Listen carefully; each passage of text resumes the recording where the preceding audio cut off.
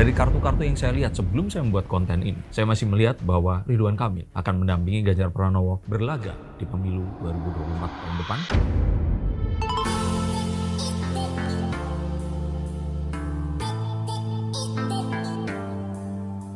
Halo Sensikers, kembali berjumpa bersama saya, Denny Darko. Tidak ada yang namanya misteri, yang ada adalah tanda-tanda yang kita semua coba untuk mengerti. Ridwan Kamil dan AHY ini konon katanya sudah dicoret dari list nama yang mungkin akan memiliki potensi menjadi calon wakil presiden pendamping Ganjar Pranowo. Tapi mengapa? Dari kartu-kartu yang saya lihat sebelum saya membuat konten ini, saya masih melihat bahwa Ridwan Kamil akan mendampingi Ganjar Pranowo berlaga di pemilu 2024 tahun depan. Yuk kita akan lihat fakta-faktanya dari kartu-kartu saya. Rupanya posisi Kang Emil ini sebagai waketum di Golkar itu menjadi penghambat karena desas-desus dipanggilnya Kang Emil menghadap Bu Mega ini ditindaklanjuti dengan menghadap kepada ketum Golkar, yaitu Bapak Airlangga Hartarto. Dan seperti hasil dari Munas yang diadakan oleh Golkar, maka tetap untuk diajukan menjadi wakil presiden atau presiden kayaknya udah nggak mungkin ya, masih tetap memandat Bapak Airlangga Hartarto sebagai ketua umum untuk menjadi calon wakil presiden dari Prabowo Subianto. Tapi apakah mungkin akan berhasil melihat beliau yang elektabilitasnya dan popularitasnya ini kalah moncer dibandingkan calon-calon yang lain, even bahkan calon sekelas Erick Thohir sekalipun. Maka saya bilang seperti itu, Pak Airlangga Hartarto tentu saja lebih senior, lebih lama, dan juga berkiprah dalam partai politik jauh lebih awal dibandingkan Mas Erick Thohir ini dan juga Mas Sandiaga Uno sekalipun. Tapi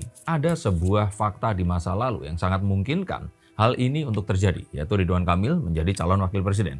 Yaitu fakta bahwa Pak Yusuf Kalla yang 2 kali maju menjadi cawapres dan menang menjadi wakil presiden. Di 2004 akhirnya beliau ini mendampingi Pak SBY dan di 2014 beliau mendampingi Pak Jokowi. Jadi kalau boleh dibilang yang sudah 20 tahun memerintah ini menjadi calon wakil presiden ya Pak Yusuf Kalla. Siapapun presidennya 20 tahun itu Pak Yusuf Kalla ini menjadi wakil presidennya. Dan ternyata beliau ini bukanlah calon yang diajukan oleh Golkar. Golkar sendiri berlaga dengan calon yang lain, dengan calon presiden yang lain yang tidak memenangi pemilu yang diadakan di 2004 dan 2014 itu tadi. Maka sangat mungkin untuk Golkar ini bermain di 2 kaki dengan mengirim salah satu kader partainya untuk ikut dalam pemilu tanpa ada dukungan dari partai Golkar secara legislatif dan kursi-kursi yang didukungkan. Dan rasanya nggak berlebihan kalau kita katakan bahwa kalau kita mencari tahu tentang apa yang terjadi di masa depan dan ketidakpastian, maka kita harus melihat kepada pola yang terjadi di masa lalu. Ini siklus 10 tahunan, 2004, 2014, nah ini sekarang 2024. Jadi sangat mungkin ini untuk terjadi di mana Ridwan Kamil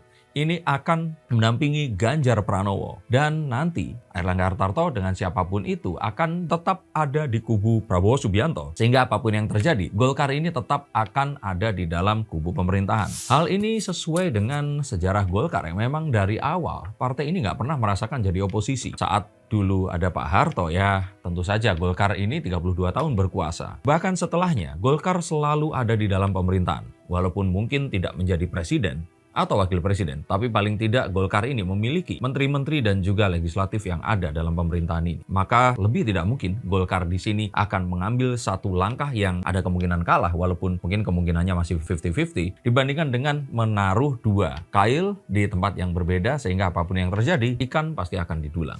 Dan ini juga sejalan dengan handicap Golkar yang tidak akan mungkin bisa memaksakan Pak Airlangga Hartarto. Betul sekali, beliau ini menjadi salah satu tokoh yang ikut untuk menggawangi kesuksesan Indonesia melalui masa pandemik selama 2,5 tahun di belakang. Tetapi popularitas dan juga elektabilitas yang memang saat ini sangat dipengaruhi oleh apa yang terjadi di sosial media, dinamika yang terjadi di masyarakat yang sangat cepat, maka saya kira Golkar pun dari awal mereka ini akhirnya men-scout atau menarik Ridwan Kamil adalah agar mereka memiliki satu kader yang juga ada di dalam radar para netizen dan bangsa Indonesia. Karena kalau tidak menarik Ridwan Kamil, mau siapa yang akan diajukan? Golkar sudah terlambat untuk mengkader tokohnya dan mengajukannya menjadi capres, bahkan untuk cawapres sekalipun saat ini. Betul sekali bahwa Pak Hasto di sini mengatakan hal tersebut tidak mungkin terjadi atau Kang Emil ini sudah dicoret karena dia mengatakan bahwa Golkar ini sudah berpindah koalisi. Tapi tetap dia tidak menutup kemungkinan. Beliau mengatakan bahwa tetap menjalin komunikasi dan alasan yang diberikan ini adalah alasan etika karena Partai Golkar ini sudah bersatu bersama Gerindra dan Partai P3 dan PAN yang akhir-akhirnya juga Partai Demokrat juga ikut bergabung. Maka saya kira ini mungkin tidak akan dimainkan di panggung depan, tapi untuk panggung belakang apapun sangat mungkin terjadi. Bagaimana menurut pendapat kalian?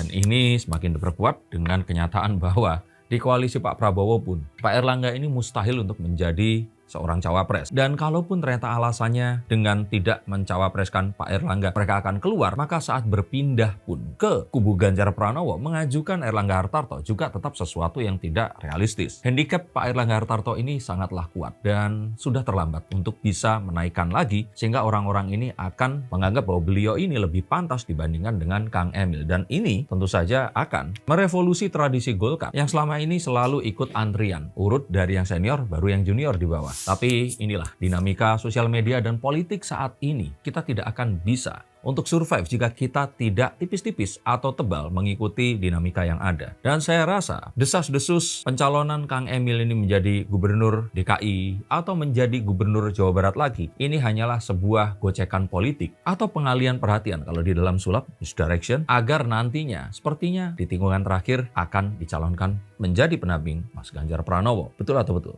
Tapi apakah mungkin? Bukankah PDIP perlu mendulang suara partai Islam? Kalau saya kira hal itu sudah tidak perlu lagi dilakukan karena Caimin ini sudah merapat pada kubu Anies Baswedan yang tentu saja ini menimbulkan banyak kontra di dalam NU sendiri. Maka orang-orang NU yang tidak setuju otomatis pasti akan mencari kutub yang berseberangan. Mereka pasti nggak akan ngambil tengah-tengah kecuali jika Pak Jokowi nanti akan bersabda sesuatu yang berbeda. Tetapi sejauh ini saya kira PDIP tidak perlu untuk meraih suara partai Islam karena otomatis NU yang kecewa terhadap Caimin akan merapat ke PDIP. Isu masalah agama ini belum didengang-dengungkan bahkan di saat-saat yang sudah mepet seperti ini. Mungkin yang sekarang lagi diangkat isu Melayu versus pemerintah di kasus Rempang. Sebaliknya Partai Gerindra ini memerlukan dukungan partai Islam karena harus ada penetralisir rasa pengkhianatan yang pernah ditimbulkan oleh Pak Prabowo Subianto saat merapat ke kubu pemerintahan. Orang-orang yang kecewa di daerah Sumatera, Jawa Barat ini perlu untuk diambil kembali hatinya. Dan untuk itu sebenarnya paling tepat jika tokoh yang direkrut adalah tokoh Islam modern. Tapi jika hal itu tidak bisa direkrut sekalipun, mungkin Islam Nusantara atau tradisional ini akan menyelamatkan or will do fine. Sedangkan kemungkinan Pak Prabowo dengan Ridwan Kamil itu juga tidak mungkin karena hanya akan mendulang suara yang sama. Apalagi dengan Mas Sandiaga Uno. Kalau dengan Mas Erick Thohir juga masih kurang kuat. Maka kita akan lihat nanti apakah tipu-tipu menuju pendaftaran akan lebih santer lagi terdengar. Bisa masih lihat Kang Emil ini akan merapat kepada Mas Ganjar. Maka waspadalah. Untuk menuju kursi raja, tikungan terakhir ini sangat penting. Dan efek kejut atau surprise factor ini memegang peranan utama. Kalau diumumkan sekarang, maka lawan politik akan merespon dengan langkah yang akan menetralisir apa yang kita siapkan. Tapi jika hal tersebut dibuat lupa dan terus kemudian terjadi manuver yang akan drastis di detik-detik terakhir, maka ini sesuatu yang tidak akan bisa diantisipasi oleh lawan mereka. Kita lihat dengan kasus Pak Mahfud MD dan Kiai Haji Ma'ruf Amin dan juga bagaimana manuver Caimin yang sangat lincah dari kiri ke kanan, atas ke bawah, yang mana ini perlu sebuah sulap politik agar langkah tidak terdeteksi dan punchline atau final blow ini bisa dilancarkan. Bagaimana menurut pendapat kalian? Tuliskan di bawah sini untuk kalian yang dibacakan kartunya atau mungkin ada caleg-caleg yang merasa kurang pede dengan kemauan mereka. Mau konsultasi dengan saya tentang kartu atau ingin dibuatkan program podcast di channel YouTube kalian, silahkan hubungi nomor di bawah sini. Terima kasih atas atensinya dan sampai jumpa di konten berikutnya. Salam.